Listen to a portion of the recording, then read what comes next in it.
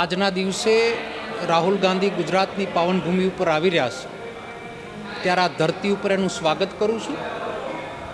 કોંગ્રેસ છોડવાની વાત એટલા માટે ઉપસ્થિત થતી નથી કે મારા આટલા દિવસની ગેરહાજરીમાં મારા ઘરની અંદર દુઃખદ અવસાન થયેલું. મેં લેખિત રિપોર્ટ આપેલા છે.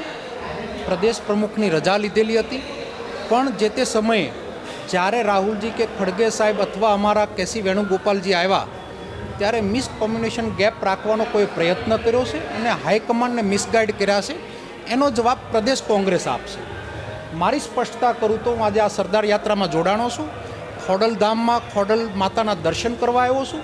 હું લોકોની સેવા કરવા માટે રાજનીતિમાં આવ્યો છું. ત્યારે લોકોને પડતી મુશ્કેલી, લોકોની સમસ્યાની અંદર ભૂતકાળમાં લડ્યો છું, આવનાર દિવસોમાં લડવાનો છું. લોકોની સમસ્યા માટે રાજનીતિમાં જ્યારે આવ્યો ત્યારે જે લોકો પીડિત હોય એનો અવાજ બનવાનો મેં હંમેશા પ્રયત્ન કર્યો છે.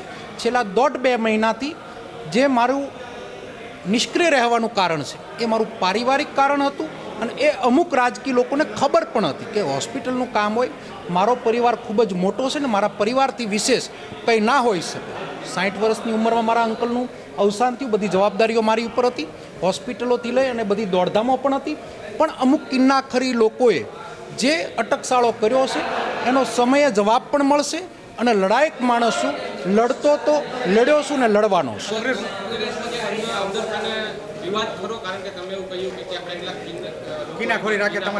કોંગ્રેસ એક વિચાર છે, કોંગ્રેસમાં સ્વતંત્રતા છે, કોંગ્રેસની અંદર હર કોઈ લોકોને બોલવાનો હક છે. માટે કોંગ્રેસની પદ્ધતિ અને બીજેપીની પદ્ધતિમાં ખૂબ જ ફરક છે અને કોંગ્રેસ આ સરદાર સાહેબના વિચારોથી ચાલતી કોંગ્રેસ છે. કોંગ્રેસ બારામાં હું કંઈ ના કહી શકું, પણ જે રાજનેતાઓએ જે અટકસાળો કર્યો છે એ આ મીડિયા મારફત એને સમજાઈ જશે. પ્રતાપ દુધાતે આજ દિવસ સુધી શિસ્તબારું કોઈ કામ કર્યું નથી અને કરવાનો પણ નથી. રહી વાત મારા હોદ્દાની કે પદોની, હોદ્દા માટે મેં રાજનીતિ કરી નથી, પદ માટેનું ક્યારેય જીવન જીવો નથી, ક્યારેય ટિકિટ મેં ધારાસભાની પણ માગી નથી.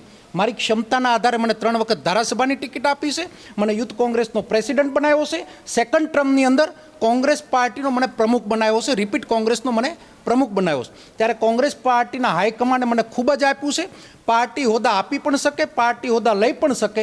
કાર્યકર્તા તરીકે મારો મતદારનો કોઈ અધિકાર લઈ શકવાનું નથી. મારા અમરેલી જિલ્લાની જનતા માટે, મારા ખેડૂતો માટે હું લડ્યો છું, લડવાનો છું, લડતો રહેવાનો છું. તો ભાજપમાં નથી જવાના?